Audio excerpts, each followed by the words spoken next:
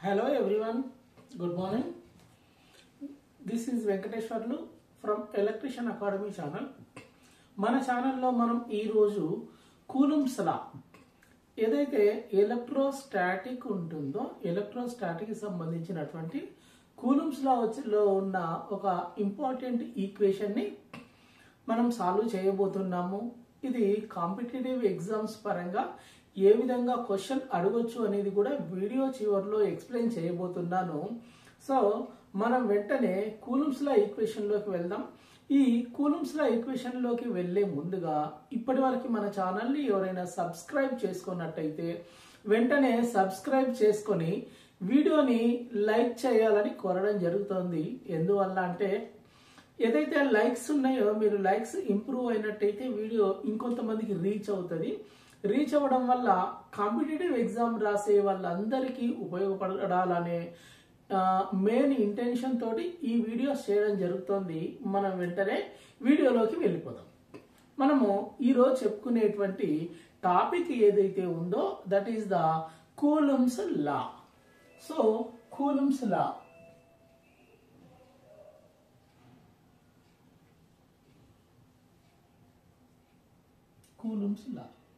ఇది related with electrostatics అని చెప్పాను. ఈ ఎలక్ట్రోస్టాటిక్స్ ఏదైతే ఉందో ఎలక్ట్రోస్టాటిక్స్ లో పాజిటివ్ అండ్ నెగిటివ్ పోల్స్ ని మనం కన్సిడర్ చేస్తాం. ఒక పాజిటివ్ పోల్ ని అదేవిధంగా ఒక నెగిటివ్ పోల్ ని మనం కన్సిడర్ చేస్తాం.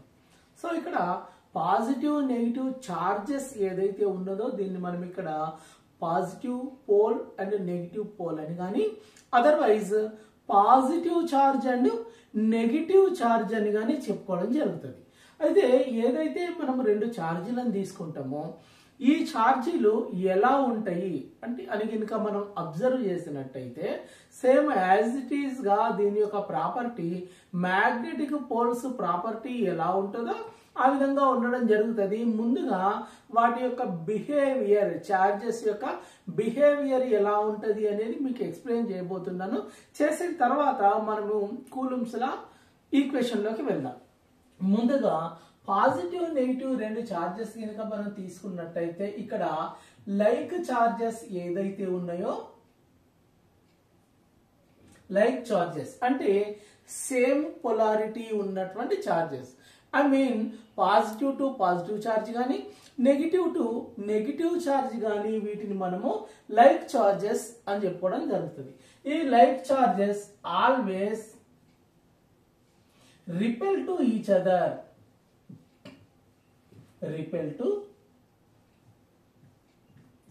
అదర్ అంటే ఒకదాన్ని ఒకటి వికర్షించుకోవడం జరుగుతుంది. అదే కనుక అన్లైక్ చార్జెస్ అయితే అన్లైక్ చార్జెస్ అంటాం. ఈ అన్లైక్ చార్జెస్ అంటే ఏ చార్జెస్ అంటే డిఫరెంట్ చార్జెస్ ఒక పాజిటివ్ చార్జ్ ఒక నెగిటివ్ చార్జ్ ఈ విధంగా ఉన్నట్టయితే వీటిని అన్లైక్ చార్జెస్ అంటాం. ఈ unlike charges always attract to each other. So like charges repel చేసుకుంటాయి వికర్షించుకోవడం జరుగుతుంది. అన్లైక్ చార్జెస్ అయితే అట్రాక్ట్ చేసుకోవడం జరుగుతుంది. ఇది మనం రెండు చార్జెస్ తీసుకున్నప్పుడు ఆ చార్జెస్ ఉన్నటువంటి ప్రాపర్టీ. ఇప్పుడు కూలుంబ్స్ లా ఏదైతే ఉన్నదో లాలో ఏం చెప్పబడ్డది దాన్ని మనం ఏ విధంగా మనం కన్వర్ట్ చేసుకొని ఉపయోగించుకోవాలి అనేటువంటి విషయాన్ని ఈ రోజు మీకు ఇప్పుడు ఎక్స్ప్లెయిన్ చేయబోతున్నాను. ఇక్కడ నేను రెండు ఛార్జీలను కన్సిడర్ చేశాను. One charge is called the positive charge and another charge is the negative charge. అయితే ఈ ఛార్జ్ యొక్క స్ట్రెంగ్త్ ఏదైతే ఉన్నదో ఈ ఛార్జ్ స్ట్రెంగ్త్ ను నేను Q1 అండ్ Q2 అని ఇండికేట్ చేస్తున్నా. ఛార్జ్ 1 పాజిటివ్ ఛార్జ్ ఏదైతే ఉందో దాన్ని Q1 అంటున్నాం. నెగిటివ్ ఛార్జ్ ఏదైతే ఉన్నదో దాన్ని Q2 అని చెప్పుకోవడం జరుగుతుంది. అయితే మనకు తెలుసు ఛార్జ్ ఏదైతే ఉన్నదో ఛార్జ్ యొక్క యూనిట్స్ ఏంటండి కూలుంబ్స్. ఛార్జ్ యొక్క యూనిట్స్ కూలుంబ్స్ లోపల తీసుకోవడం జరుగుతుంది. సో Q1 అనేటువంటి ఛార్జ్ Q2 అనేటువంటి ఛార్జ్ను రెండింటిని తీసుకొని రెండింటిని ఒక సర్టెన్ డిస్టెన్స్ లోపల D అనేటువంటి డిస్టెన్స్ లోపల ఉంచడం జరిగింది. ఇక్కడ D అనేది డిస్టెన్స్. ఈ డిస్టెన్స్ ను మనము ఏ విధంగా తీసుకుంటామంటే ఇన్ మీటర్స్ లో తీసుకోవడం జరుగుతుంది. డిస్టెన్స్ ను మీటర్స్ లో తీసుకుంటాం. మీటర్ లో తీసుకుంటే ఇప్పుడు రెండు చార్జెస్ ఉంటే రెండు చార్జీల మధ్యలో ఒక ఫోర్స్ అనేది క్రియేట్ అవ్వడం జరుగుతుంది. టూ చార్జెస్ ఉన్నాయి అని కనుక మనం చెప్పుకుంటే ఈ రెండు ఛార్జీల మధ్య ఒక ఫోర్స్ క్రియేట్ అవుతుంది. అది ఏ విధమైనటువంటి ఫోర్స్ అయితే అట్రాక్షన్ ఫోర్స్ కావచ్చు లేదా రిపల్షన్ ఫోర్స్ కావచ్చు. బట్ ఫోర్స్ అనేది డెఫినెట్ గా క్రియేట్ అవుతుంది. ఆ ఫోర్స్ ని ఐదర్ అట్రాక్షన్ ఆర్ రిపల్షన్ అంటున్నాము. సో ఇక్కడ మనము ఫోర్స్ గురించి డిస్కస్ చేస్తున్నాం. Force between two charges. ఈ టూ చార్జెస్ మధ్య ఉన్నటువంటి ఫోర్స్ ఏ ఫోర్స్ అంటున్నా నేను? Either attraction force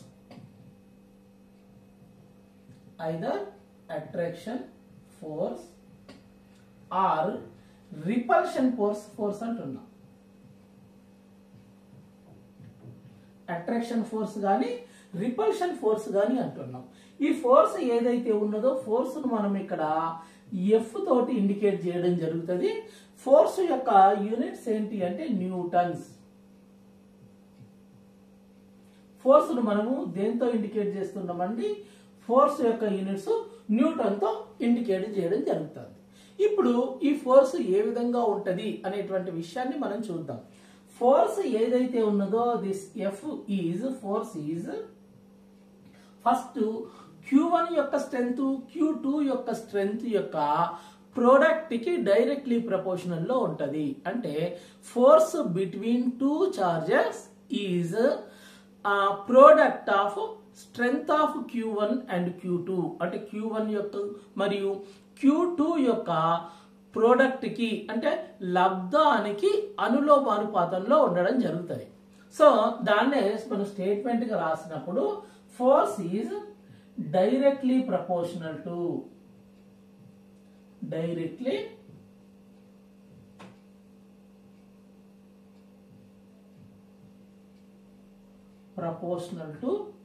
strength of Q1 strength of product of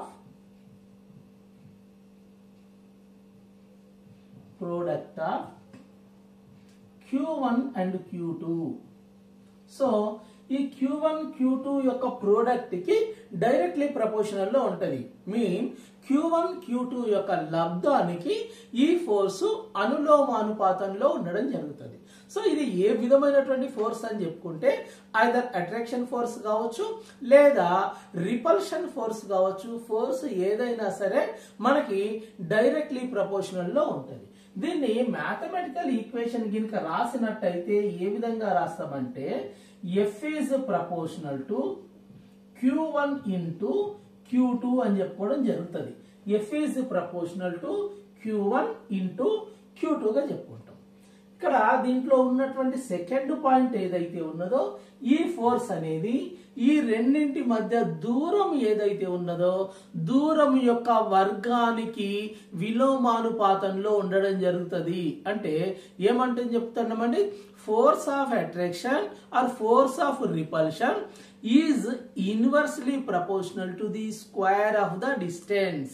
inversely proportional to the square of the distance. అంటే ఈ ఫోర్స్ ఏదైతే ఉన్నదో దాని యొక్క దూరం యొక్క వర్గానికి అనులోమానుపాతంలో ఉండడం జరుగుతుంది. దీన్ని ఏ విధంగా రాస్తున్నామండి? Force is inversely proportional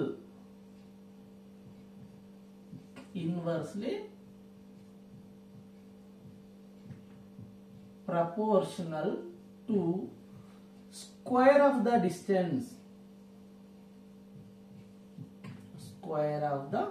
distance.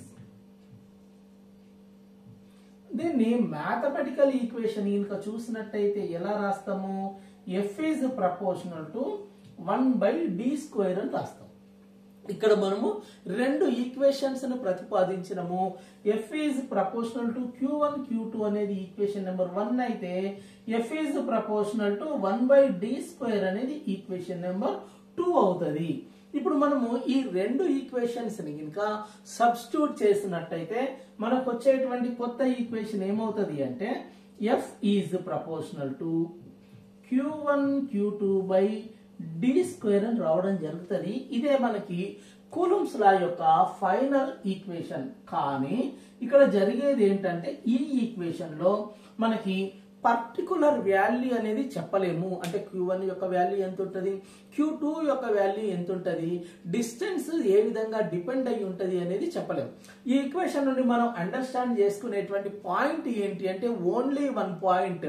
ఆ పాయింట్ ఏంటి అంటే డైరెక్ట్లీ ప్రపోర్షనల్, ఇన్వర్స్లీ ప్రపోర్షనల్ అనేటువంటి పాయింట్స్ ని మనము చెప్పగలుగుతాం, కానీ పాయింట్ యొక్క వాల్యూస్ ని మనము పర్ఫెక్ట్ గా క్యాలిక్యులేట్ చేయలేము. సో పర్ఫెక్ట్ గా క్యాలిక్యులేట్ చేయాలంటే మనకి తెలుసు మ్యాథమెటికల్ లో ఈజ్ ఈక్వల్ టు వాల్యూ ఒక్కటే పర్ఫెక్ట్ గా క్యాలిక్యులేట్ చేస్తాం.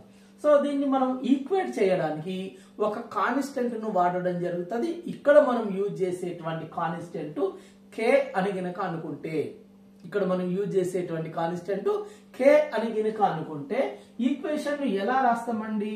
F is proportional to k into q1 q2/d² రాయడం జరుగుతుంది.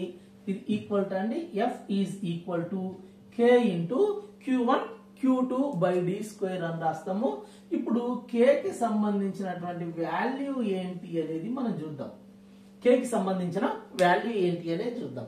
k అనేది ఇక్కడ కాన్స్టెంట్ అన్నాం, దీన్ని కూలంబ్స్ కాన్స్టెంట్ అని చెప్పుకోవడం జరుగుతుంది. k వాల్యూని కాన్స్టెంట్ అన్నాం. ఈ కాన్స్టెంట్ ను ఏ విధంగా రాస్తాం? సో k యొక్క వాల్యూ ఏంటి? See here k equal to ఏమవుతుందంటే 1/4π∈. ఏమంటామండి? 1/4π∈ అంటాం. ఈ ఎప్సిలాన్ యొక్క వాల్యూ కూడా మనకి ఇవ్వడం జరిగింది. ఎప్సిలాన్ కూడా మళ్ళీ ఫర్దర్ గా డివైడ్ చేసి k is equal to 1/4π epsilon and epsilon r కింద డివైడ్ చేయడం జరిగింది. Epsilon and epsilon r. ఈ ఎప్సిలాన్ అంటే ఏంటంటే అబ్సల్యూట్ పర్మిటివిటీ. ఎప్సిలాన్ అంటే ఏంటండి? Absolute permittivity. Absolute permittivity. ఇదే ఎప్సిలాన్ ఆర్ ని రిలేటివ్ పర్మిబిలిటీ అంటాం. పర్మిటివిటీ అని చెప్తాం. ఎప్సిలాన్ ని అబ్సల్యూట్ పర్మిబిలిటీ అని, ఎప్సిలాన్ ని రిలేటివ్ పర్మిటివిటీ అని చెప్పుకోవడం జరుగుతుంది. సో ఇక్కడ ఈ ఎప్సిలార్ ని మనం ఏ విధంగా చూడాలి అని కనుక చూసినట్టయితే ఈ ఎప్సిలాన్ ఏదైతే ఉన్నదో ఎప్సిలాన్ కి మనకి ఒక వాల్యూ ఇవ్వడం జరిగింది. అది ఏంటంటే epsilon equal to 8.854 into 10⁻⁻12. Epsilon value ఏమి ఇచ్చారండి? 8.854 ఇంటూ 10⁻⁻12. ఈ మొత్తాన్ని మనము ఈక్వేషన్ లో కనుక సబ్స్టిట్యూట్ చేస్తే ఈక్వేషన్ ఏ విధంగా కన్వర్ట్ అవుతుంది అనేది చూద్దాము. ఇది చూడడానికంటే ముందుగా మనకి ప్లేస్ లేదు కాబట్టి పైన ఉన్నటువంటి దాన్ని చెరిపేస్తున్నా. మీరు స్క్రీన్ షాట్ తీసుకొని దీని యొక్క వాల్యూస్ ని నోట్ చేసుకోవడానికి ట్రై చేయండి. సో ఇప్పుడు ఈక్వేషన్ లోపల ఈ వాల్యూస్ ను సబ్స్టిట్యూట్ చేద్దాం. మనకు వచ్చినటువంటి ఈక్వేషన్ ఏంటండి? F equal to 1/4π∈r into q1 q2/d². D square. ఇక్కడ కే ఏదైతే ఉన్నదో కే ప్లేస్ లోపల నేను ఈ వాల్యూను సబ్స్టిట్యూట్ చేసిన తర్వాత ఫైనల్ గా కే వాల్యూ లోపల ఉన్న ఎప్సల్ వాల్యూని కూడా నేను ఏం చేస్తున్నా సబ్స్టిట్యూట్ చేస్తే q1 q2 by 4 pi into 8.854 into 10 to the power of minus 12 ఇది epsilon naught value into epsilon R అదే విధంగా ఉంటది బై డి స్క్వేర్ ఆ విధంగానే ఉంటది. సో ఈ వాల్యూను మొత్తాన్ని గినక మనకు సాల్వ్ చేసినట్టయితే ఒక వాల్యూ వస్తుంది. ఆ వాల్యూ ఏంటి అంటే మీరు సాల్వ్ చేసి చూడండి. దీన్ని మొత్తాన్ని సాల్వ్ చేస్తే ఈ మొత్తం ప్లేస్ లోపల మనకు ఒక వాల్యూ రావడం జరుగుతుంది. అది ఏంటి అంటే 9 into 10 to the power of 9 into 10 to the power of 9 అనేటువంటి వాల్యూ వస్తుంది. ఇది ఎందుకు సాల్వ్ చేసి చూపించట్లేదు అంటే ఇక్కడ మనకి వీడియో లెంత్ ఎక్కువయ్యి లాంగ్ వీడియో అవుతుంది కాబట్టి ఈ వాల్యూను మీకు సాల్వ్ చేసి చూపించట్లేదు. మీరు ఈ వాల్యూను సాల్వ్ చేసి చూడండి, మీకు యాజ్ ఇట్ ఈజ్ ఆ వాల్యూ రావడం జరుగుతుంది. ఇప్పుడు ఫైనల్ గా మన ఎఫ్ ఈక్వేషన్ ఏమవుతుంది అంటే 9 into 10 to the power of 9 into 10 to the power of 9 q1 q2 by epsilon d square అనేది ఏది రెండు ఎలక్ట్రిక్ ఛార్జీల మధ్య ఫోర్స్ కున్నటువంటి ఈక్వేషన్ అవుతుంది. This is a final equation. ఈ ఈక్వేషన్ లోపల q వాల్యూ ఏదైతే ఉన్నదో చార్జ్ అనుకున్నాం కదా, దీని యూనిట్స్ ను కూలుమ్స్ లోను అదే విధంగా డిస్టెన్స్ యొక్క యూనిట్స్ లోను మీటర్స్ లోని తీసుకొని ప్రాబ్లం చేయాలి. దీనిపైన సాధారణంగా ప్రాబ్లం అడిగితే ఏ విధంగా అడుగుతాడు అనేది ఒక చిన్న ప్రాబ్లం ఎక్స్ప్లెయిన్ చేసి చూస్తున్నానండి. ఇది ఎప్సిలాన్ ఆర్ ఏదైతే ఉన్నదో రిలేటివ్ పర్మిటివిటీ అనుకున్నాం. ఈ రిలేటివ్ పర్మిటివిటీ యొక్క వాల్యూ ఇది గినక ఎయిర్ అయితే, ఇది గినక ఎయిర్ గాలిలో అయితే ఈ ఆర్ యొక్క వాల్యూ 1 అవుతుందండి. ఎయిర్ అయితే ఈ వాల్యూ ఏమవుతుంది 1 అవ్వడం జరుగుతుంది. ఇది ఓన్లీ ఎప్సిలాన్ ఆర్ యొక్క వాల్యూ ఇన్ ఎయిర్. ఆల్రెడీ ఇది డిఫైన్ చేసి మనకు చెప్పడం జరిగినటువంటి వాల్యూ. తర్వాత పోతే ఇంకా మనం దీంట్లోపల ఒక క్వశ్చన్ అడుగుతారండి. ఏంటి క్వశ్చన్ అంటే చార్జెస్ ఆర్ ఈక్వల్. ఇక్కడ చార్జెస్ ఎలా ఉంటాయి అంటే ఒకదానికొకటి ఆపోజిట్ గా ఉంటది, రెండిటి యొక్క స్ట్రెంగ్త్ ఈక్వల్ గా ఉంటది. చార్జెస్ ఎలా ఉంటాయి అండి opposite and equal strength, equal and opposite గా ఉండడం జరుగుతుంది.